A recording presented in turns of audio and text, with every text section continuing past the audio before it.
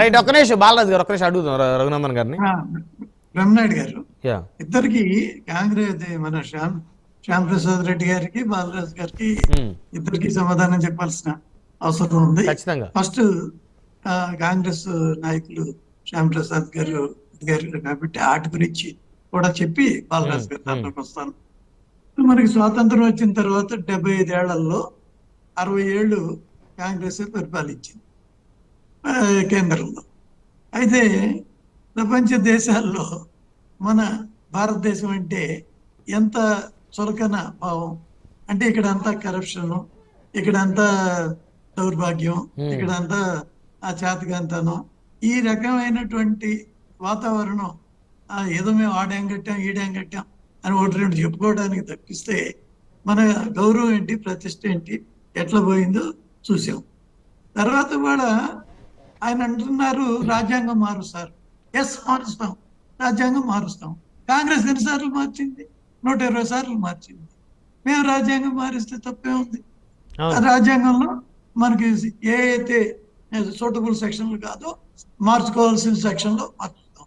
ఉదాహరణకి కోర్టులు ఉన్నాయి, విపరీతమైన జాప్యం అవుతుంది. కోర్టులో న్యాయం జరగకపోగా డిలే వల్ల పబ్బం గడుపుకున్న వాళ్ళు చాలా మంది ఉన్నారు. కాబట్టి అవన్నీ సత్వరం అయిపోవాలి అంటే రాజ్యాంగం మార్చాల్సిందే. ఉదాహరణ కోసం చెప్తున్నా.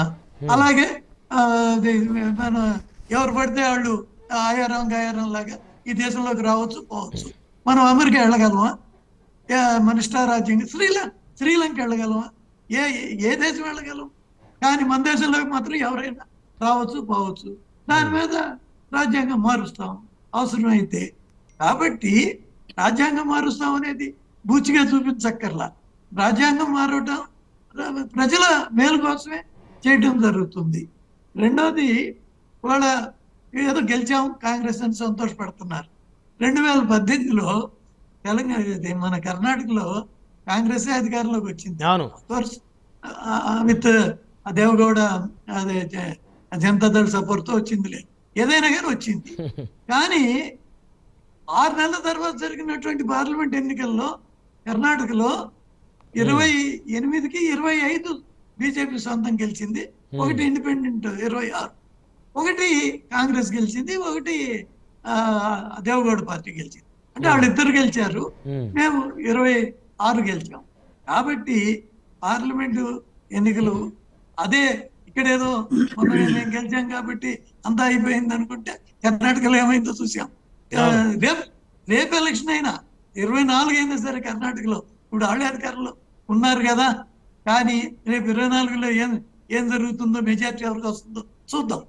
అదేవిధంగా ఇక్కడ కూడా గ్యారంటీగా మెజారిటీ మాకే వస్తుంది. కాబట్టి అది అర్థం లేదు, అది గెలిచాం కాబట్టి ఇది గెలుస్తాం అనేది.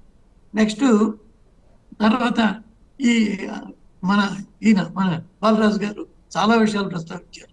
వాటిల్లో ముఖ్యంగా అన్ని ఉద్యోగాలు ఇచ్చారా అది ఇదని అంటున్నారు. ఉద్యోగాలు అంటే ప్రభుత్వ ఉద్యోగాలు కాదు. మన ఈ మోడీ గారు వచ్చిన 10 ఏళ్లలో ఇన్ఫ్రాస్ట్రక్చరు ఎంత పెంచేశారు. అసలు మా చిన్నప్పుడు అయితే నేను చదువు అయిపోగానే మా లెక్క అంటే అదే 50 ఏళ్ళ క్రితం మా లెక్క ఏంటి, ఉద్యోగం అంటే గవర్నమెంట్ ఉద్యోగం అంటే గవర్నమెంట్ ఉద్యోగం, నో డౌట్. కానీ ఇవాళ అంటే మీ జనరేషన్ లో ఉద్యోగం అంటే ప్రభుత్వ ఉద్యోగం అంటే వాల్యూ, ఇప్పుడు జనరేషన్ లో కార్పొరేట్ ఉద్యోగం అంటే వాల్యూ. మనోడికి ఉద్యోగం అంటే ఐఏఎస్ కూడా వాడికి ఉద్యోగం కాదు, వాడికి ఇవాళ ప్రైవేటు ఉద్యోగాలు లేకపోతే వేరే సొంత ఎంటర్ప్రినర్షిప్ ఇది మారిపోయింది.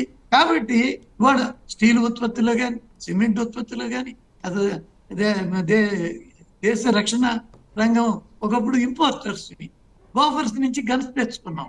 ఇవాళ మనం బోఫర్స్ కి స్వీడన్ నుంచి బోఫర్ గన్స్ తెచ్చుకున్నాం. ఇప్పుడు స్వీడన్ కి మనం ఎక్స్పోర్ట్ అయ్యాం. కాబట్టి ఇవాళ ఇవన్నీ ఇంత ఉత్పత్తి అప్పటికి ఇప్పటికి పోర్టుల్లో లెక్కలు తెలుస్తాయి కదా, ఎంత ఎక్స్పోర్ట్లు పెరిగినాయి లేకపోతే ఎంత ఇంపోర్ట్లు పెరిగినాయి. ఇవన్నీ అభివృద్ధి కాదా? ఇవన్నీ ఉద్యోగ కల్పన కాదా? రైల్వేస్ చూడరాదా? రైల్వేస్కి ఎంత అరకొరగా పెట్టేవాళ్ళు. ప్రతి బడ్జెట్లోనూ ఈ ఈ రైల్వే లైన్ ఉంటుంది అని చెప్పేవాళ్ళు. చెప్పడానికే ఆ రైల్వే లైన్ మీద ₹1,00,000 కూడా ఖర్చు పెట్టేవాళ్ళు కాదు. కానీ ఇప్పుడు అలాగే చెప్పింది ఏదైనా బడ్జెట్లో చేస్తే అది చేసేయటమే. ఆ లైన్ వేస్తారు, లేదా ఇంకోటి చేస్తారు, ఏదైనా చేస్తారు. ఎన్ని కొత్త రైళ్లు వస్తున్నాయి, ఎన్ని దాని మీద అదేంటి స్టేషన్లు ఎలా ఆధునీకరణ చేసాం, ఎన్ని ఉదాహరణలు మాత్రమే. ఈ రకంగా ఆత్మనిర్భర్ భారత్ తో మనం సెల్ఫ్ రిలయంట్ ఇండియా దీని కింద ఇక ఎన్నో మన ఇన్సెంటివ్స్ ఇచ్చి, పిఎల్ఐ ప్రొడక్షన్ లింక్డ్ ఇన్సెంటివ్స్ అని ఇచ్చి, ఇవాళ చిప్స్, ఒకప్పుడు చిప్స్ లేక కార్లు తయారీ అయిపోయింది మన దేశంలో. ఇవాళ మనం నెట్ చిప్స్ ఎక్స్పోర్ట్ అయ్యాము, ఫస్ట్ టైం మొన్న అయ్యాం. అదేంటి టాటా నుంచి వెళ్ళి. కాబట్టి ఒక చిప్స్ కాదు, ఒక సోలార్ కాదు, ఇది అది రంగం కాదు. ఎస్పెషల్లీ మ్యానుఫ్యాక్చరింగ్ రంగంలో మనం పెద్ద ఎత్తున చేయటం వల్ల సంవత్సరానికి 1,00,000 ఉద్యోగాలు. 1,00,000 ఉద్యోగాలు అంటే ప్రభుత్వ రంగ ఉద్యోగాలు కాదు, ప్రైవేట్ ప్రభుత్వ రంగ సంస్థలే తీసుకుందాం. ప్రభుత్వ రంగ సంస్థల్ని అసలు ఇది లాభం లేదు, మూసేయాలి అనే పాలసీ తీసుకుంది ఎవరు? పివి నరసింహరావు గారు కదా. ఆయన బీఆర్ఎస్ ఆయనకి అప్పవచ్చు, ఆయన తెలంగాణ అయినా కాంగ్రెస్ ఆయనే.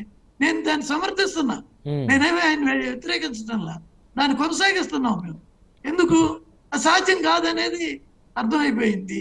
అది ఆయన రైట్ డెసిషన్ తీసుకున్నారనే నేను అంట. ఆయన కాంగ్రెస్ అయినా ఆయన చేసింది రైట్ అయితే రైటే.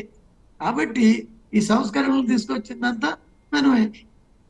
ఇకపోతే అసలు బీఆర్ఎస్ వర్సెస్ కాంగ్రెస్ చూస్తే అప్పుడెప్పుడో దాదాపు 10 ఏళ్ళు లేకపోతే 8 ఏళ్ళు 9 ఏళ్ళు క్రితం జరిగిన ఓటు కేసు ఇప్పటికేమైందో తెలియదు. అంటే రేవంత్ రెడ్డిని రక్షిస్తున్నారు. వాళ్ళ ఫోన్ ట్యాపింగ్ జరిగింది, రేవంత్ రెడ్డి రక్షించింది. అయితే ఈ ఫోన్ ట్యాపింగ్ మీద ఈ రోజు వరకు ఏదో ఉత్తత్త ఇదే గాని అసలు సొత్తదారులు ఎవరు అనేది ఇంతవరకు బయటకు తీయరు. అంటే ఒకళ్ళకొకళ్ళు వాళ్ళు రక్షించుకుంటా బీజేపీ రాకుండా ఉంటే మన ఇద్దరమే తప్పు, నేను కొట్టినట్టు నువ్వు ఏడ్చినట్టు యాక్ట్ చేద్దాం అనేది వాళ్ళిద్దరు పాలసీ. కానీ కాంగ్రెస్ మాత్రం మీరు బీఆర్ఎస్ ఇద్దరు ఒకటని చెప్పేసి గత ఎన్నికల్లో ప్రచారం చేసి సక్సెస్ కదా అంటారు. దొంగ అన్నట్టు అంటారు. ఇక్కడ కనబడుతుంది కదండి. మేమైతే కవితను అరెస్ట్ చేసాం, వాళ్ళైతే ఎప్పుడు ఎన్నికల తర్వాత. ఇదేదో ఎన్నికల ముందు జరిగినట్టయితే భారతీయ జనతా పార్టీ ఎంతో కొంత మెరుగైన ఫలితాలు ఇంకా వచ్చాయి. ఇదంతా ఎన్నికల ముందు జరిగినట్టయితే బీజేపీకి మేలు జరిగి ఉండేది అంటున్నా. ఈ తర్వాత ఇప్పుడు ఏమంటే నిజంగా మేము చెయ్యం, డిపార్ట్మెంట్ చేస్తుంది, నేనే కాదంట్లా. వాళ్ళ ఇంకా ఆధారాలు సేకరించుకోవాలి. మాకు రాజకీయంగా లాభం వస్తే చేస్తామని, లేకపోతే చెయ్యమని కాదు. అది తప్పైతే చేస్తారు, లేకపోతే ఏదైతే అదే అవుతుంది. కానీ నేను చెప్పొచ్చేది ఇక్కడ రక్షించడం మాత్రం డెఫినెట్ గా ఆ ఓటుకు నోటు కేసు అతిగతి ఏమైంది అంటున్నా. వాళ్ళు దానికి భారంగా ఏంటి ఇది phone tapping the yield cold storage లో పెట్టాలా ఏంటో తెలియదు. చూద్దాం. కంక్లూడ్ చేయండి రఘునందన్ గారు.